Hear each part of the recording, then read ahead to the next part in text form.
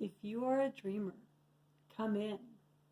If you are a dreamer, a wisher, a liar, a hoper, a prayer, a magic bean buyer.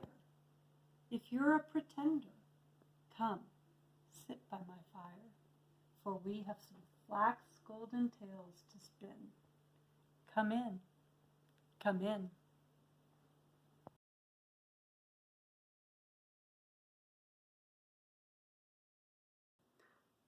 I had a little tea party this afternoon at 3.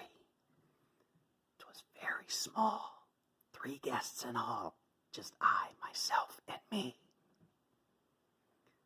Myself ate all the sandwiches, while I drank all the tea. I also ate the pie, and passed the cake to me.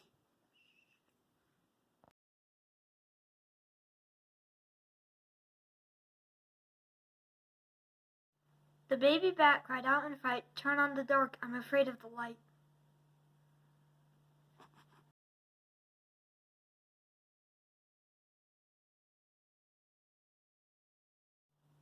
Everybody's got a blank page, a story that they're writing today, a wall that they are climbing.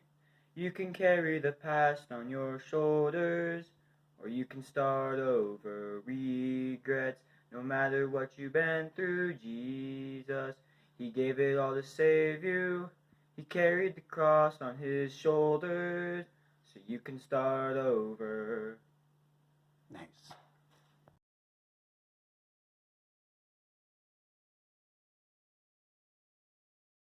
What do I do? What do I do? My library book is 42 years overdue.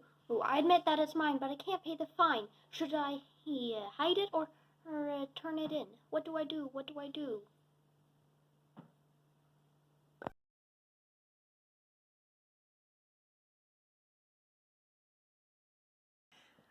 I cannot go to school today, said little Peggy Ann McKay. I have the measles and the mumps, a gash, a rash, and purple bumps. My mouth is wet, my throat is dry, going blind in my right eye.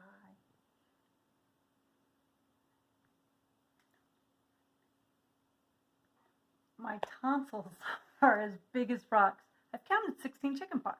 And there's one more, that's 17. Don't you think my face looks green? My leg is cut. My eyes are blue. Might be instamatic flu. Cough and sneeze. I gasp and choke. I'm sure that my left leg is broke. My hip hurts when I move my chin. My belly button's caving in. My back is wrenched. My ankles sprained. My appendix pains each time it rains. My nose is cold. My toes are numb. I have a sliver in my thumb. My neck is stiff. My spine ain't straight. My spine is weak. I hardly whisper when I speak. My tongue is filling up my mouth. I'm sure my hair is falling out. My elbow's bent. My spine ain't straight. My temperature is 108. I have a hangnail. And my heart is... What? What's that? What's that you say? You say today is Saturday? Goodbye. I'm going out to play.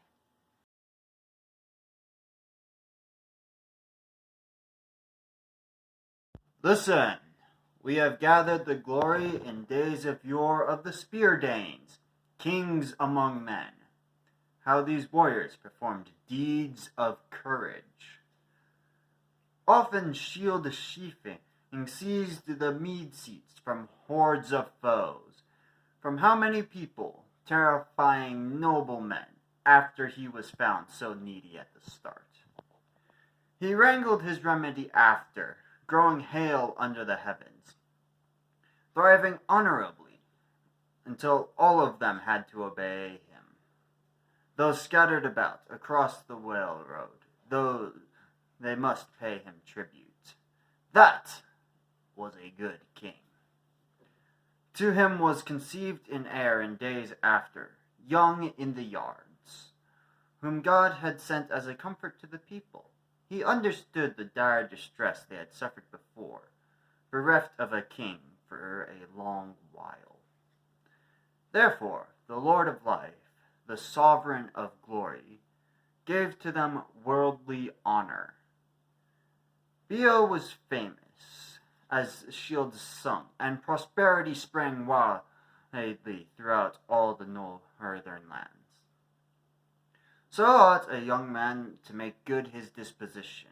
Gracious payments were made from the start, even in the lap of his father, so that loyal companions should linger with him in old age, and when war comes soon, the people should follow him. By these praiseful deeds, one ought to flourish in every tribe everywhere. Then Shield turned himself away at his given hour, faring full of greatness, into the covenant of the Lord. Then they brought him to the briny beach, his beloved retainer, just as he himself had bidden while he still wielded words. The benefactor of the Shieldings, the first of the land, dear and old, had ruled them a long time. There in the harbor stood a ringed prow, icy and outward bound, a nobleman's vessel. Then they laid down their beloved prince, the dispenser of rings, in the bosom of the ship, the notorious by the mast. There were many treasures brought from far ways, adornments laden there. I've never heard of such a ship equipped more fit with war weapons and battle shirts, with swords and with sarks. Many treasures lay in his lap, which were supposed to float far away with him into the flood's keeping. No lesser gifts did they furnish him than the wealth of their people, more than what they gave him when they sent him forth at the start, alone over the waves, while still a baby. Nevertheless, they set over him a golden standard, high over his head, letting the seas bear him, giving him to the spear waves, their hearts grieving, minds mourning. No man knows how to say truly, among the all-wise or heroes under heaven, who took in those treasures.